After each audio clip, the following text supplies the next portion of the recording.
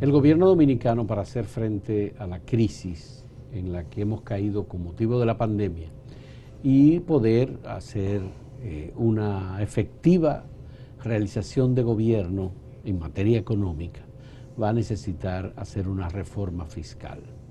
Se ha comenzado a hablar del tema de la reforma fiscal y hemos invitado al ingeniero Magín Díaz Domingo como segundo apellido, que fue el director general de Impuestos Internos y que además es un colaborador de Acento y en Diario Libre también publica cada 15 días sus artículos en donde aborda temas sobre asuntos de la economía, porque él además de ingeniero es economista, y sobre temas de impositivos de lo que conoce muy bien. Muchas gracias, Magín, por aceptar Gracias este diálogo. a ti, Fausto, por invitarme nuevamente. Me interesa saber, Magín, ¿hay posibilidad o necesidad de una reforma fiscal en este momento? Bueno, mira, lo que yo he dicho es que se puede hablar. El hecho de que haya una crisis no significa que no se pueda hablar del tema. De hecho, las grandes reformas tributarias se han hecho en medio de una crisis o saliendo de una crisis. Tal vez las crisis son las que llevan a ese consenso que es necesario. Evidentemente, esta es una de las crisis más grandes que ha tenido el mundo entero en más de 100 años. El Banco Interamericano de Desarrollo, por ejemplo, tiene una base de datos de 200 años y dice que esta es la mayor caída de la actividad económica en América Latina en 200 años. Porque es una crisis exógena a la economía, inició con una crisis de salud, sí, que llevó a una crisis de producción, de oferta, de demanda, la gente se quedó sin empleos. Entonces es una crisis compleja y los países han tenido que endeudarse, esa es la recomendación.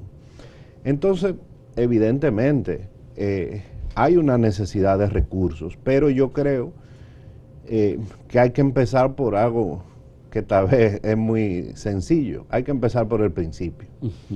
Eso es como lo más elemental, claro, ¿verdad? eso es como lo más elemental, pero sí, hay gente que se está adelantando. Bueno, ¿qué impuestos vamos a poner? ¿Qué impuestos vamos a quitar? Yo creo que hay que definir primero qué queremos. ¿Es una reforma para captar recursos para bajar la deuda? ¿Es una reforma para aumentar los gastos del gobierno? Yo creo que no hay chance de bajar el gasto del gobierno. Todas las métricas indican que el gasto del gobierno dominicano no es alto. Hay muchas necesidades insatisfechas. Pero el gobierno ha hecho esfuerzo para mejorar la calidad del gasto. Sí, puede mejorar la calidad, pero a nivel macroeconómico el gasto no va a bajar. O sea, lo que tú te puedes ahorrar, por ejemplo, en un gasto que estaba mal hecho o que se lo llevaba a la corrupción, lo vas a tener que gastar en salud o en infraestructura. Entonces, en definitiva sigue siendo el mismo. Sigue siendo el mismo monto. A nivel macroeconómico no resuelve el problema, aunque sí hay más eficiencia, la economía más productiva, con un mejor gasto, etcétera. Entonces, tenemos que ver la estrategia de desarrollo. ¿Queremos esa estrategia de desarrollo? ¿Por qué? Porque lo que dice la estrategia de desarrollo explícitamente es que para el año 2024 el país debería tener una recaudación de 24% del PIB. Entonces, lo dice explícitamente y tal vez implícitamente lo que decía en el 2012 o lo que se quiso es, nosotros tenemos que ir a la recaudación de un país desarrollado, de un país como los miembros de la OCDE, que es el club de los países desarrollados, o por lo menos a la recaudación promedio de América Latina, que ahora mismo es 23%. Y nosotros estamos, fruto de la crisis, en 12% del PIB. Antes de la crisis llegamos a 13.5%. Y eso se complementa con un punto adicional, que son 45.000 millones más o menos, de ingresos no tributarios. Hay países que tienen ingresos no tributarios muy altos. Entonces no tienen que tener impuestos tan altos, porque tienen recursos naturales, por ejemplo, recursos mineros, el cobre en algunos países, el petróleo. El caso de Chile, ¿sí? Entonces yo creo que hay que definir primero ¿qué se quiere? ¿Queremos ir hacia un Estado tipo Estados Unidos, tipo Europa, tipo Brasil, que recaudan 25-30% del PIB, tienen más gasto público, o no?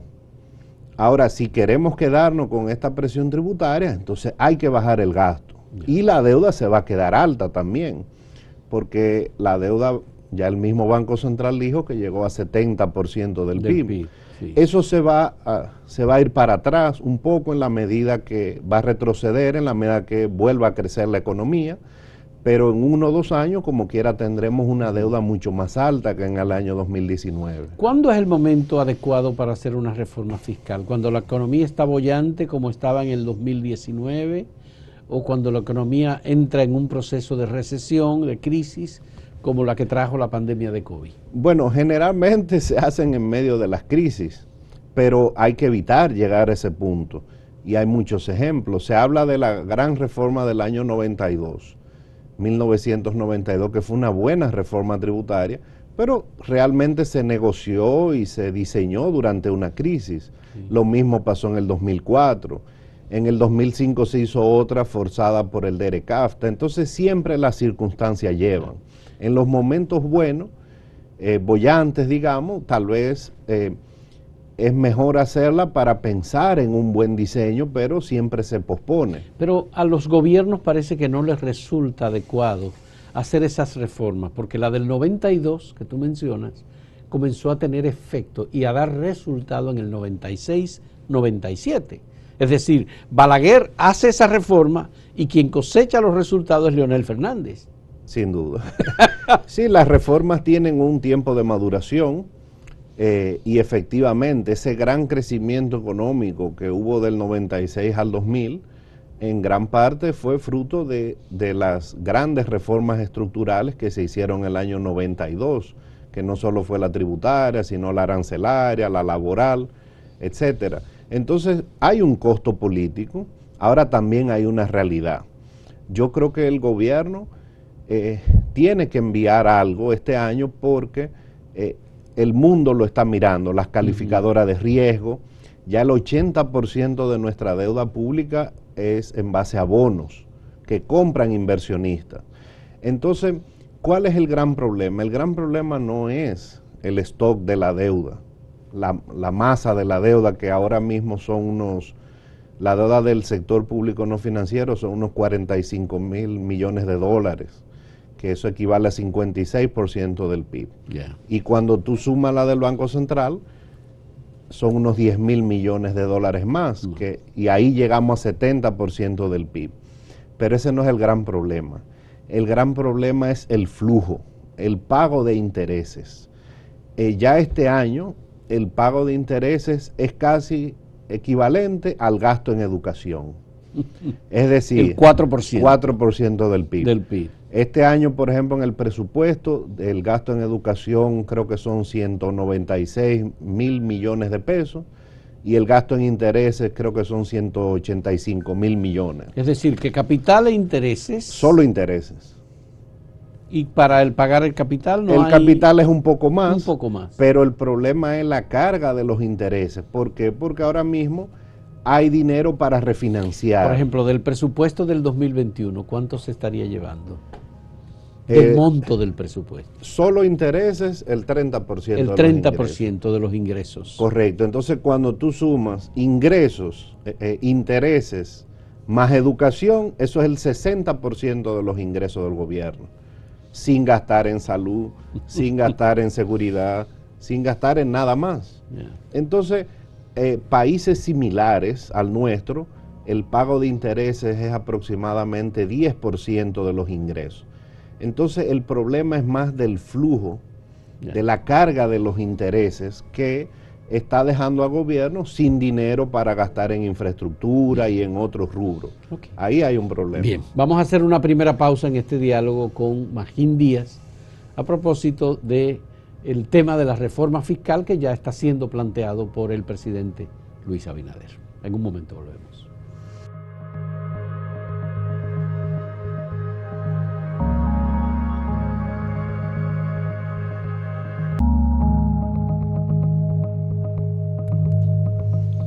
Magín, ¿la reforma tendría que ser por consenso político o por consenso del sector económico?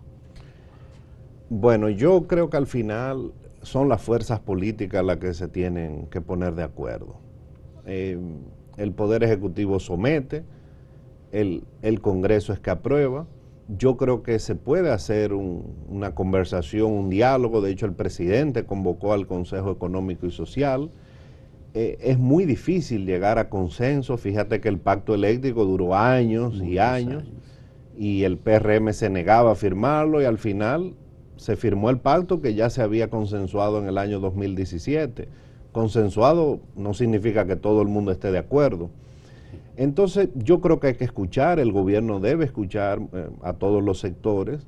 Va a ser muy difícil porque todo el mundo quiere que pongan más impuestos, que se recaude más, pero que pague otro. Entonces al final no debe ser un economista que haga la reforma, hay que escuchar a los técnicos, no es un abogado. Al final es un acuerdo político que hay que llegar. Uno de los puntos claves del tema de la reforma fiscal es si es posible o no reducir la evasión. Un tema en el que tú tienes una experiencia muy alta y muy grande, y hay que reconocer eso, porque además mencionaba Lois Malcún, dice: el caso de Lola Flores en España representó un aumento significativo de las recaudaciones, porque la gente voluntariamente fue. Pero aquí en República Dominicana hubo muchos casos en tu gestión de la DGI con personas que fueron a prisión por evasión, por elusión, varios casos conocidos de personalidades y empresarios. Sí, ¿Cómo se logra reducir en tu criterio la evasión fiscal? Mira, yo creo que primero es un tema cultural. Aquí se penaliza socialmente mucho la corrupción del lado del gasto del gobierno. Sí. Pero la evasión no es tan mal vista por la sociedad. De hecho, hasta se justifica. Y muchos consultores con los que yo he hablado en toda mi experiencia de gobierno, decían que eso era un caso muy extraño. Es como que la sociedad justifica la evasión. Siempre los casos penales son la excepción. Se habló mucho de los casos penales que se sometieron a la gestión anterior, pero fueron 20, 25 casos de miles de casos. Siempre son casos muy puntuales, como hacen todas las administraciones tributarias y como hizo España en su momento, y como lo ha hecho.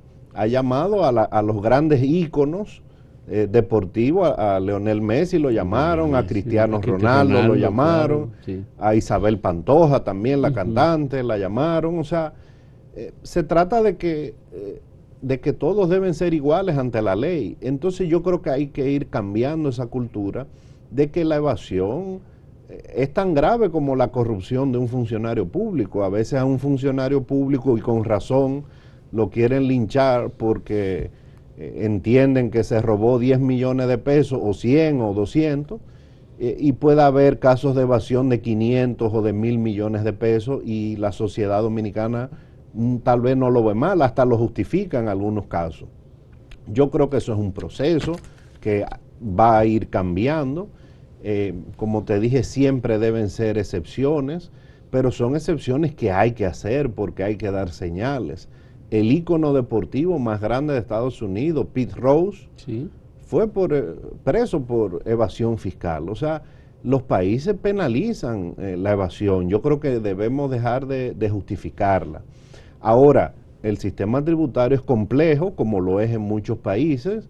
Eso hay muchos vasos comunicantes. O sea, si se simplifica el sistema, yo creo que eso podría ayudar. Pero yo creo también que hay que dar señales, y esta administración debe dar continuidad a esas señales, porque de lo contrario se va a perder la percepción de riesgo. Es decir, establecer una cultura de cumplimiento tributario se lleva un tiempo.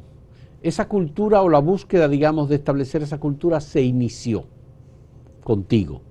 No, hubo situaciones, hubo casos. Yo recuerdo siempre tu discurso ante la Cámara Americana de Comercio, en donde tú estableciste una serie de parámetros sobre el tema de la evasión y la necesidad que había de ponerle fin a ese deporte nacional. Sí. Así le decía, es un deporte nacional, evadir impuestos. Así dije, sí. Sí.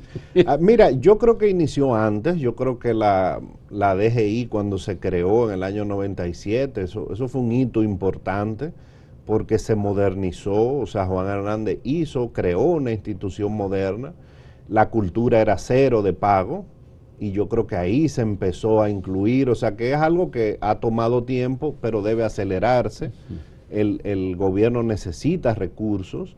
Ahora la sociedad también debe penalizar. A veces yo le decía a algunos evasores que iban, es casi como que yo te tengo que pedir perdón a ti. Entonces, así no funciona. Entonces, el funcionario corrupto que se roba un dinero es tan culpable también como el empresario o empresario entre comillas, que se lleva 100 millones de pesos, pero la sociedad todavía no lo ve así. Yeah. Y es muy diferente, por ejemplo, en Chile, cuando se detectan esos casos de evasión, la opinión pública se vuelca en contra de esas personas. Y no puede resultar, por ejemplo, que los más notorios evasores fiscales sean los más dispuestos a financiar campañas políticas. Yo creo que sí, que hay un componente político importante.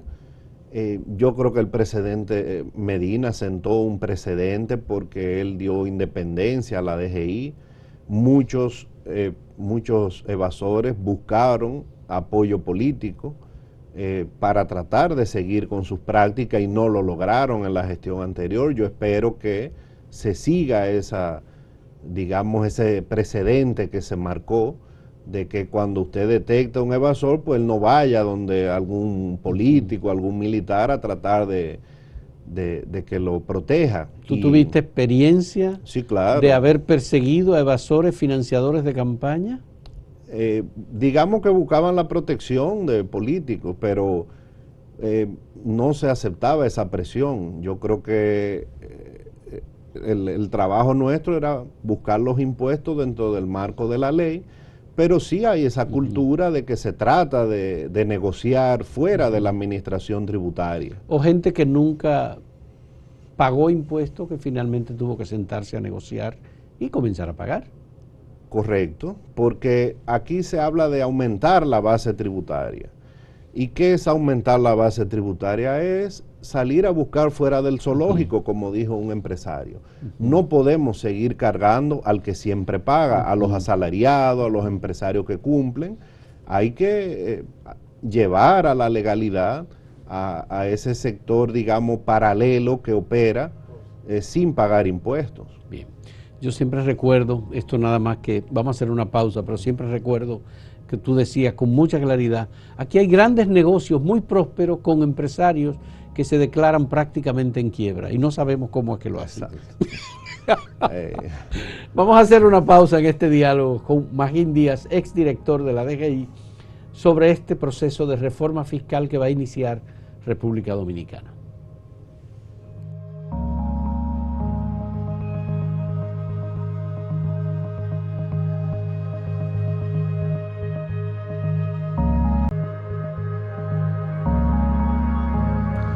Magín, sin duda, el impuesto a la transferencia de bienes industrializados y servicios, ITEBI, es el gran recaudador del Estado dominicano. Esa es la vía. ¿Cómo entiendes que en una reforma fiscal, cuando se plantee en una mesa de discusión, cómo se puede manejar el ITEBI? Bueno, necesitamos bajarlo, subirlo. Necesitamos varias horas de programa aquí. Mira, la respuesta es un poco compleja, ¿verdad? Hay una gran reforma tributaria, debe basarse en los grandes pilares del sistema. ¿Cuáles son? ITEBIS e impuestos sobre la renta, que son casi 2/3 partes de la recaudación. Más del 60% de la recaudación viene de esos dos impuestos. Queremos hacer una reforma integral, hay que rediseñar los dos grandes impuestos, el ITEBIS y el impuesto sobre la renta. Ahora, el ITEBIS es un impuesto al consumo. Hay un tema de progresividad, regresividad en la discusión del ITEBIS. Y el problema para mí, y hay que ser muy cuidadoso con el ITEBIS, el problema no son ni los ricos ni los pobres. ¿Por qué? Porque a los ricos queremos cobrarle ITEVIS. Ahí no hay discusión. Y con los pobres tenemos el mecanismo de compensar. De compensación. Claro, que es lo que se llama ahora el IVA o ITEVIS personalizado. Vamos a cobrarle a todos y vamos a compensar al 20 o 30% más pobre de la población.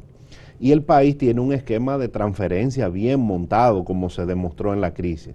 Hay la capacidad de compensar eficientemente a esos grupos de la población. Eso significa que tú estás planteando la idea de la generalización del ITEVIS y que no haya ningún tipo de excepción. No, siempre va a haber algunas. El tema es que no puede haber exención tan generalizadas como hay aquí.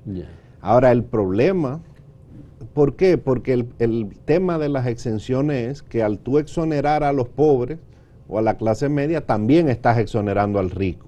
Entonces, es una estrategia, digamos, mala en ese sentido. Porque hay gente que puede pagar el ITEVIS y tú lo estás perdiendo. ¿Y en cuáles casos se produce, digamos, menos escape? No, ahora el problema, para terminar la idea, a los ricos queremos cobrarle, a los pobres le podemos cobrar y lo podemos compensar. El problema es generalizar el ITEVIS en la clase media. ¿Qué hacemos? Porque no hay dinero suficiente para compensarlo. Entonces hay que buscar mecanismos para ampliar la base del ITEVIS y compensar de alguna manera a la clase media. Ahora, para un país pobre, relativamente, un país pequeño, pues no podemos compensar a todo el mundo, entonces va a haber perdedores en la reforma. Entonces va a haber, si la estrategia es con el ITEVIS, el gobierno va a tener que saber vender bien esa reforma. ¿Qué se le va a dar a la clase media? Tal vez no se le puede dar recursos porque no va a haber, pero se le puede dar mejores servicios, mejor calidad de educación, mejores carreteras. O sea, la clase media es un tema. Podría acompañarse la reforma de un aumento de salarios. Y la clase media ha pasado a ser una gran preocupación desde hace varios años, sobre todo a raíz de la explosión social que hubo en Chile. Entonces, hay que tener cuidado cómo diseñar. Claro, para un administrador tributario lo ideal es que el ITEVIS sea general. Y por lo visto, clase media es decisoria en procesos electorales. Sí, porque es la gran masa.